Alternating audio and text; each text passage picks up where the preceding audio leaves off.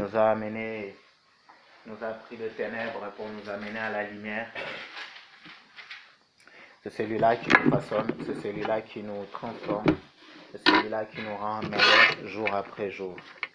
Et c'est toujours lui que nous adorons, c'est toujours lui que nous glorifions. C'est merveilleux de passer suffisamment du temps à adorer Dieu. C'est merveilleux de le glorifier, de le louer.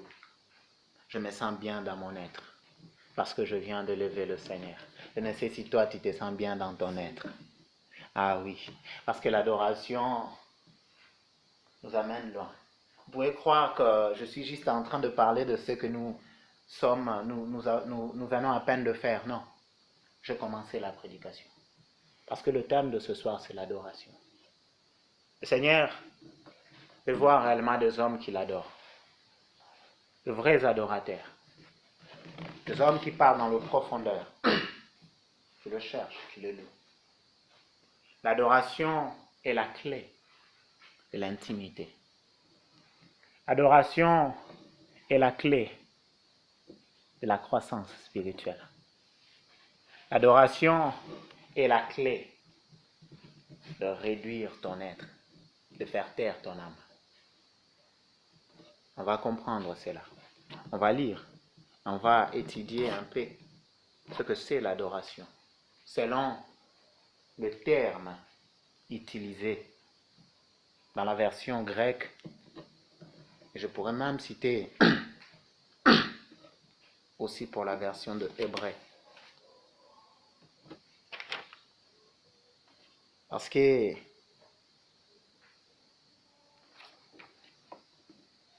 l'adoration est la chose que le Seigneur nous réclame, est la chose qui nous rend souples. Je me rappelle un temps, j'avais du mal à accéder à une certaine présence du Seigneur. Et j'ai écouté une prédication d'un homme de Dieu qui prêchait, il a parlé aussi de l'adoration. Il a parlé du lieu saint. Il a parlé d'abord du parvis, du lieu très saint. Plutôt du parvis, du lieu saint et puis du lieu très saint. Et qu'est-ce qui peut nous faire accéder à cela? L'adoration. Au départ, tu commences à adorer. Il y a du bruit à côté, c'est le parvis. Il y a des bêlements de moutons. Il y a des mouvements à gauche et à droite. Quand tu commences à prier, tes pensées traversent la tête. Tu as les idées, lève-toi, baisse, fais ça. Oh, les idées passent gauche-droite. Tu as oublié quelque chose à la maison. C'est comme le bêlement de moutons. Il y a du mouvement. Quand tu avances dans le lieu saint, tu es toujours dans l'adoration. Là, il y a encore un sacrificateur qui est là. Il fait aussi du bruit. Il coupe peut-être le pain. Il allume peut-être la lumière. Mais après, toujours en adorant, tu entres dans le lieu très saint. Et là, tu es en face du Père. Pour accéder profondément dans la présence du Père, la clé, c'est l'adoration. Il n'y a pas autre chose. Ce n'est pas le jeûne, c'est l'adoration. Amen. Et quand nous entrons dans la présence de Dieu, nous commençons à contempler. Nous commençons à dialoguer avec lui. Amen. Ce soir, on va parler de l'adoration.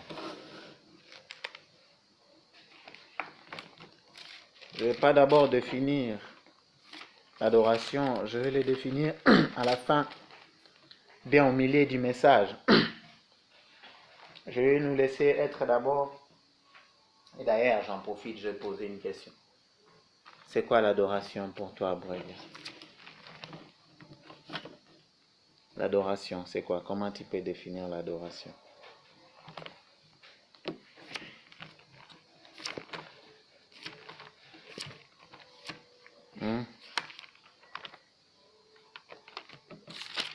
Ok. Ça vient pas. C'est parti loin. Ok, on va prendre d'exaucer. Amen. Ben, tu peux nous dire? Ben. Ah, Ben, il fait tout pour que... Ok. Richard, l'adoration.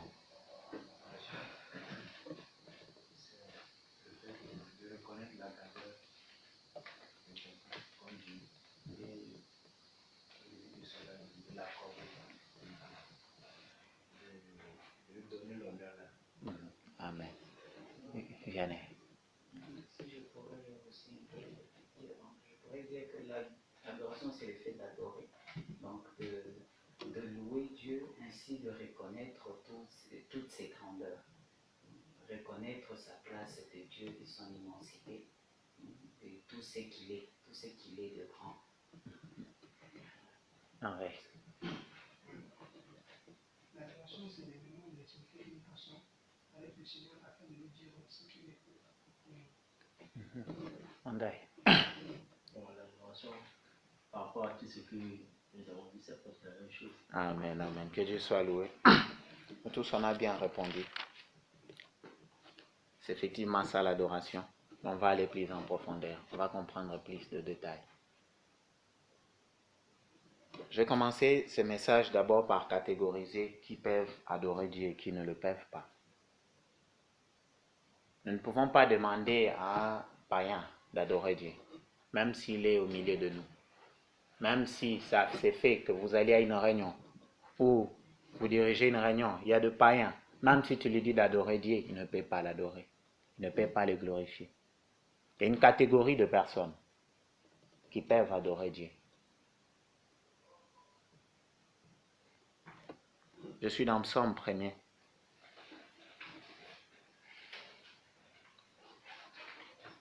Je vais lire les 3 premiers versets.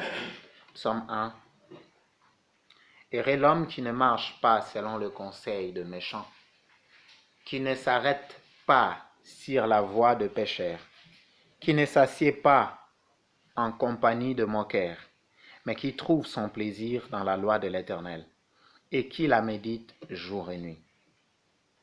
Il est comme un arbre planté près d'un courant d'eau, qui donne son fruit en sa saison, et dont le feuillage ne se flétrit point. Tout ce qu'il fait lui réussit. Amen. Je répète, tout ce qu'il fait lui réussit. Entre parenthèses, parce qu'il ne marche pas selon le conseil de méchants, ce qui signifie qu'il marche selon le conseil de Dieu au travers de bonnes personnes autour de lui. Amen. Ici, on a 2 types de personnes. On nous parle d'un groupe. Le premier groupe, ce sont les hommes qui marchent selon le conseil de Dieu, qui marchent selon le conseil de la parole, la vérité. Un autre groupe, qui est un groupe de méchants, de pécheurs. L'un des groupes ne peut pas adorer. C'est le groupe de méchants, c'est le groupe de pécheurs. Ils ne peuvent pas adorer. C'est vrai, la pluie tombe pour le méchant, aussi pour les justes. Mais un juste peut s'arrêter à adorer Dieu. Un méchant, un pécheur ne peut pas s'arrêter pour adorer Dieu. Parce que dès qu'il va chercher à commencer, il se sentira accusé de ses fautes. Et l'une des caractéristiques de méchants, c'est aussi l'irreconnaissance. Ceux qui peuvent adorer, ce sont ceux qui sont nés de nouveau, ceux qui sont nés de l'esprit. Ainsi, Jean va dire ceci. Celui qui est né de Dieu a la vie de Dieu en lui. Il ne peut continuer à pécher. Il ne peut continuer à pécher. Nous sommes dans 1 Jean, le chapitre 3. Celui-là, le verset 9 précisément, que celui-là ne peut continuer à pécher. C'est cette catégorie de personnes. Des personnes qui ont accepté le Seigneur. Et qui sont dans le travail constant d'avancer, de progresser. Ce ne sont que ces personnes-là qui pourront réellement adorer Dieu. Parce qu'ils n'ont aucune accusation cirée de leur faute, de leur mal. Et même si ils ont une accusation qui monte à cause du fait qu'il a demandé pardon, il peut être facilement introduit dans la position d'adorer Dieu.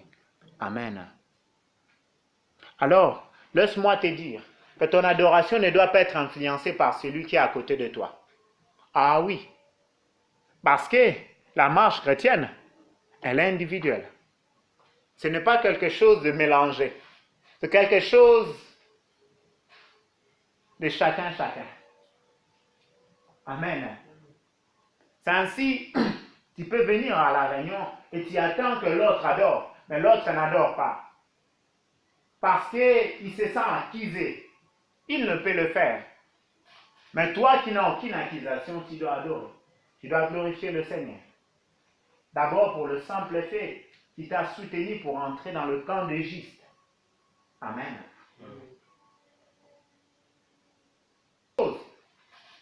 Quelqu'un vient à l'église, il vous trouve en train d'adorer, ou il vient au milieu de nous, il nous trouve en train d'adorer. Il arrive, il regarde ses habits de pécheur. Quand je parle des habits de pécheur, ce sont ses actes, ses faits et gestes qui se trouvent indignes d'adorer Dieu. Amen. Ainsi, ton adoration ne doit pas être influencée par quoi que ce soit. Amen.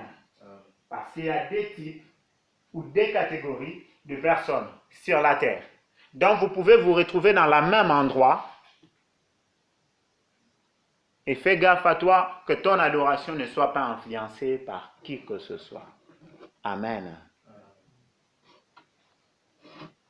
Je vais lire un modèle d'adoration. Nous avons David qui va adorer.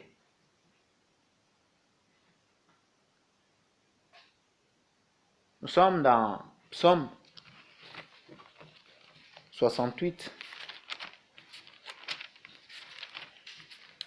J'aime ces psaumes.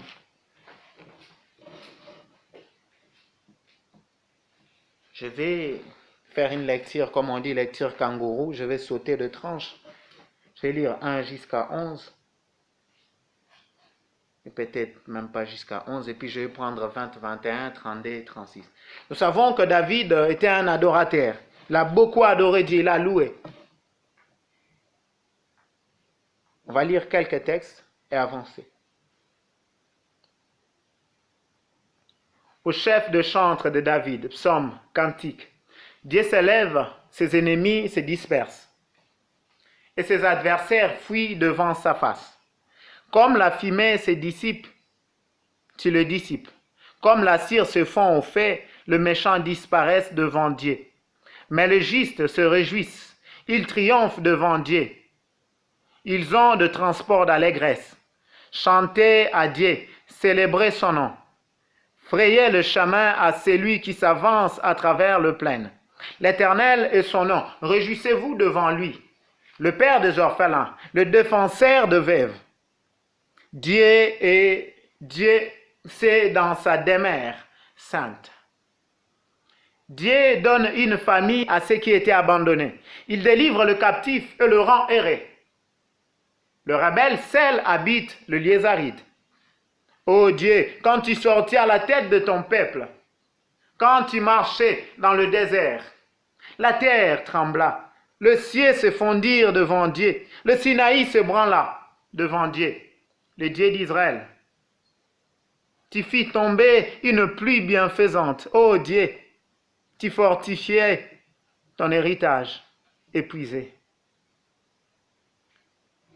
Ton peuple établit sa demeure dans le pays que par ta bonté, ô Dieu, tu avais préparé pour le malheureux. David est en train d'adorer. Il est en train de glorifier le Seigneur.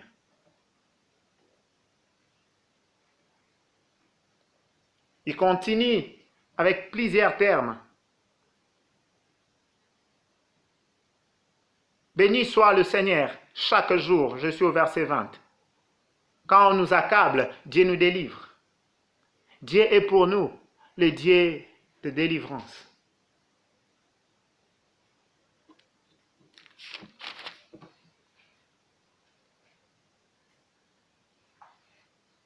Il est en train d'adorer Dieu, il est en train de le glorifier. 32 à 36, il est écrit, de grands viennent de l'Égypte, l'Éthiopie court à court, le main tendue vers Dieu. Royaume de la terre, chantez à Dieu, célébrez le Seigneur. Chantez à celui qui s'avance dans le ciel éternel. Voici, il fait entendre sa voix puissante. Rendez gloire à Dieu, sa majesté est sur Israël et sa force dans le ciel. De ton sanctuaire, ô Dieu, tu es redoutable. Le Dieu d'Israël donne à son peuple la force et la puissance. Béni soit Dieu. Amen. David est en train d'adorer. Et si vous remarquez, il est en train de dire qui est Dieu et ce que Dieu a fait. Amen. Je veux que nous retenons. David est en train de dire qui est Dieu et ce que Dieu fait.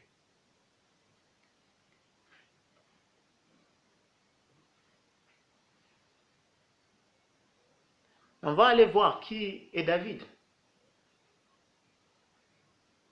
Qu'est-ce qui fait que David soit quelqu'un qui adore Dieu?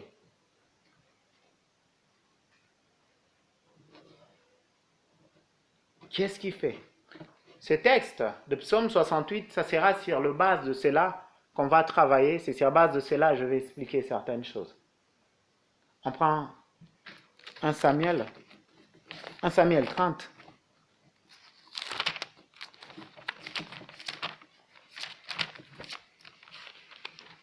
1 Samuel 30.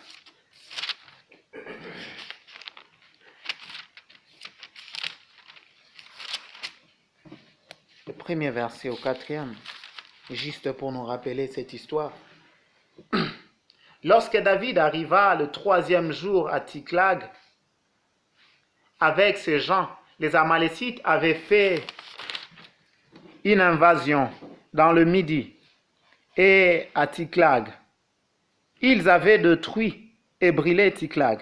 Après avoir fait prisonniers les femmes et tous ceux qui s'y trouvaient, petits et grands, ils n'avaient tué personne, mais ils avaient tout émené et s'étaient remis en route. David et ses gens arrivèrent à la ville. Voici, elle était brûlée. Leurs femmes, leurs fils et leurs filles étaient emmenés captifs. Alors David et le peuple qui était avec lui élevèrent la voix et pleurèrent jusqu'à ce qu'ils n'eussent plus la force de pleurer. Verset 6 nous dit, David fut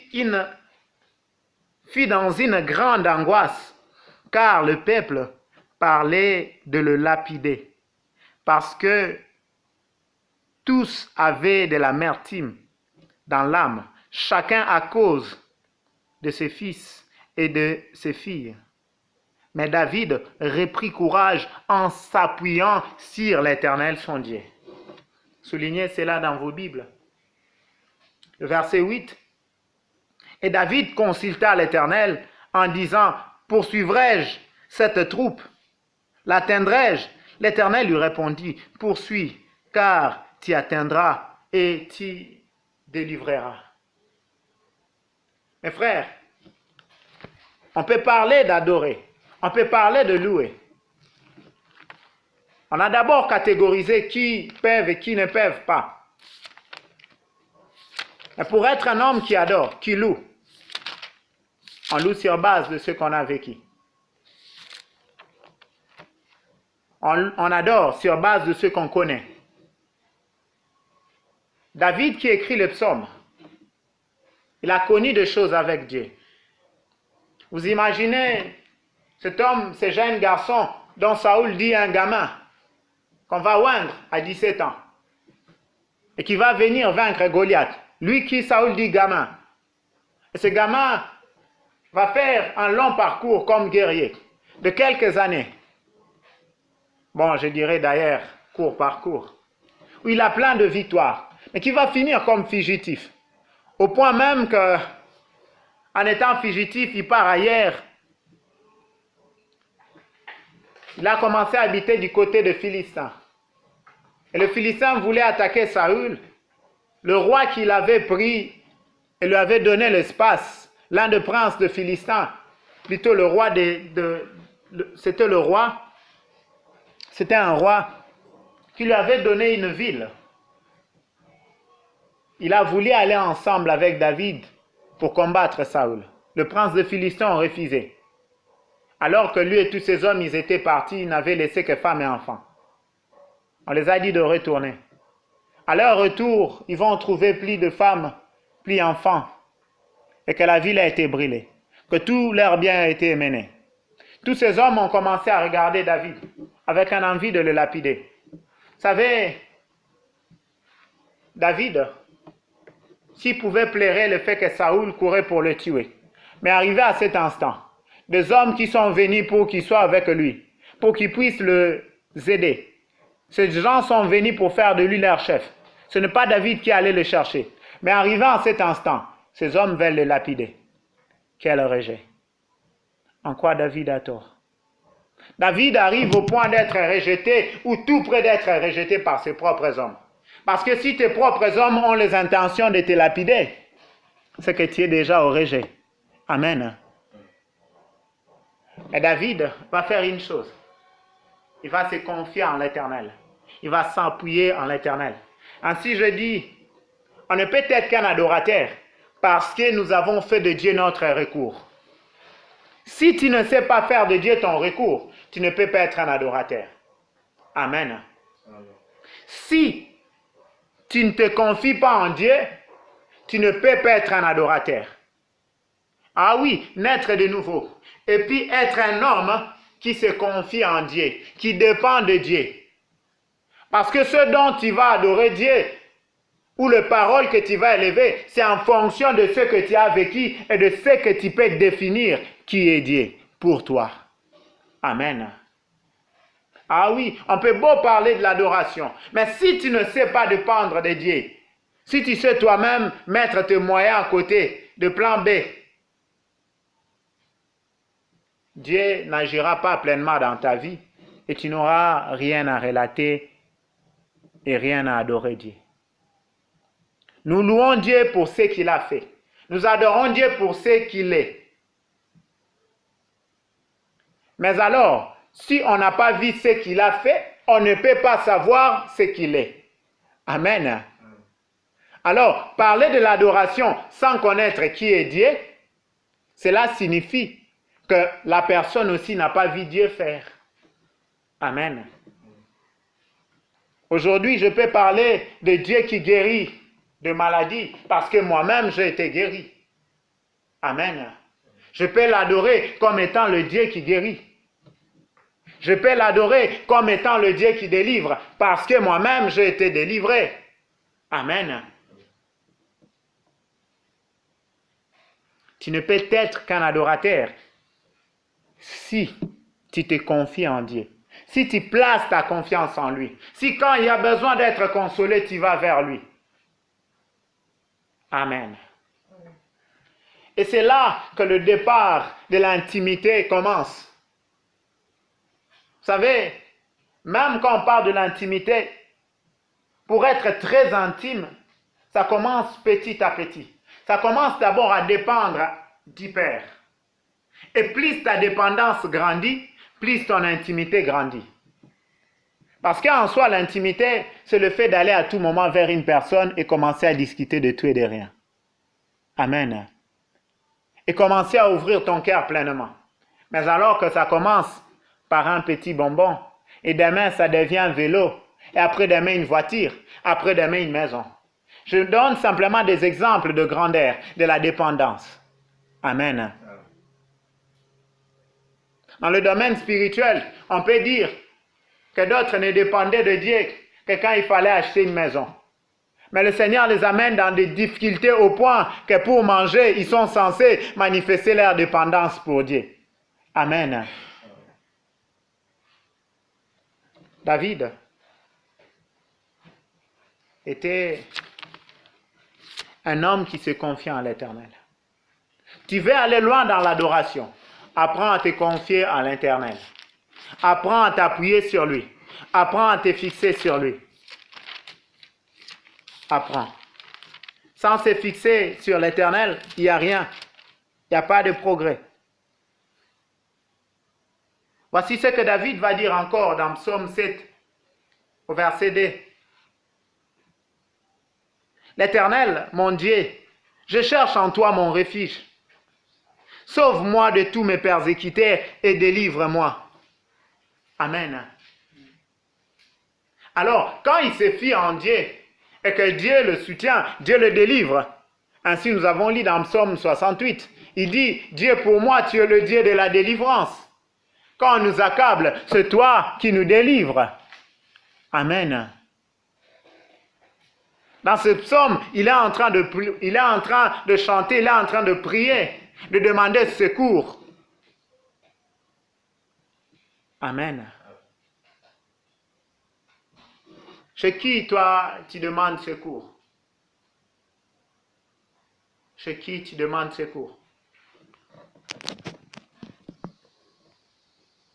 Où tu pars te cacher? Chez Dieu ou bien chez les hommes? Alors, j'ai bien précisé les deux cadres dans lesquels nous devons être. Amen. Si nous ne sommes pas dans ces cadres-là, d'être convertis et de dépendre de Dieu, mes amis, nous n'aurons jamais quoi adorer Dieu. Amen. Vous savez, au départ, quand je venais à l'église, je voyais des gens, directement on est entré et ses genoux commencent à prier.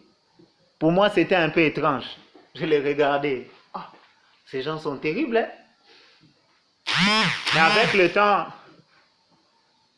c'est devenu moi-même, quand je vais prier, si je ne m'agenouille pas, je me dis, ben, ça va pas. Je vais m'agenouiller.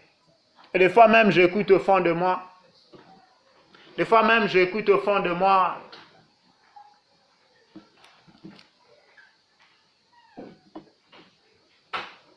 Garde un peu de force. Si tu t'agenouilles, tu seras épuisé. Tu as réunion. L'Esprit me parle de la sorte, afin que je garde un peu d'énergie. Mais à moi-même, je me bats. Je dis non, je vais m'agenouiller devant le Seigneur. Bien-aimé, sans se confier en l'Éternel, tu n'auras pas à vivre avec lui des choses qui te permettront de l'adorer. Ces psaumes, nous lisons cela parce que cet homme a vécu de haut et de bas et qui s'est confié en l'Éternel. Amen. Ainsi, le chemin dans lequel le Seigneur nous conduit n'a jamais été facile et ça ne sera pas facile. Ça sera difficile, de sorte que sa main puissante soit manifeste. Amen. Dieu ne va pas baliser le terrain pour que tu marches avec toute abondance. Non, tu auras l'abondance dans ton cœur à cause de sa présence. Mais sur le terrain, il pourra manquer de choses dont tu devras faire appel à lui et voir qu'il est le Dieu pourvoyeur. Abraham ne peut pas dire Dieu le pourvoyeur s'il n'était pas monté à la montagne qu'avec Isaac et que Dieu avait prévu l'agneau là-bas à la montagne. Il a dit, Jéhovah, j'irai. Amen. Apprends à te confier à l'Éternel. Apprends. Alors, je vais parler de ces réalités qui sont vraiment